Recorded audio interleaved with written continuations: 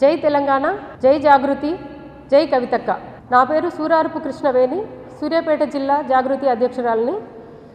అడ్డగోలు హామీలు ఇచ్చి అధికారంలోకి వచ్చిన కాంగ్రెస్ ప్రభుత్వం అన్ని వర్గాల ప్రజలను మోసం చేసింది.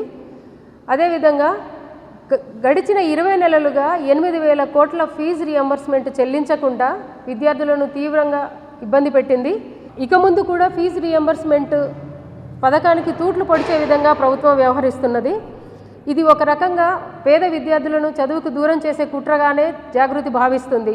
ఏప్రిల్లో శాసన మండలిలో ఎమ్మెల్సీ కవితక్క గారు ఫీజు రియంబర్స్మెంట్ గురించి ప్రశ్నించినప్పుడు స్వయంగా రేవంత్ రెడ్డి గారే ప్రతి నెల ఏప్రిల్ నుండి ఫీజు రియంబర్స్మెంట్ చేస్తామని హామీ ఇచ్చి కూడా మాట తప్పిర్రు.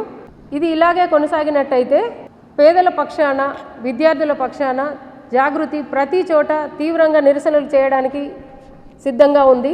ఫీజు రియంబర్స్మెంట్ను కూడా విద్యార్థులు పాస్ అయిన సబ్జెక్టులను బట్టి వారి అటెండెన్స్ను బట్టి ఇస్తామనడం ఇది పేదలను చదువుకు దూరం చేసే కుట్రగానే జాగృతి భావిస్తుంది.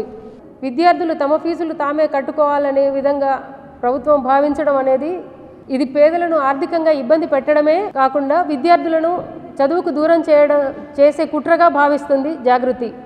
కాబట్టి ఇప్పటికైనా ప్రభుత్వం తన నిర్ణయాన్ని వాపస్ తీసుకొని పేదలకు చదువు మరింత అందుబాటులో ఉండే విధంగా చర్యలు తీసుకోవాలని కోరుకుంటున్నాము. త్వరగా 8,000 కోట్ల ఫీజు రియంబర్స్మెంట్ అందించి పేద విద్యార్థులకు సహకరించాలని జాగృతి కోరుకుంటుంది.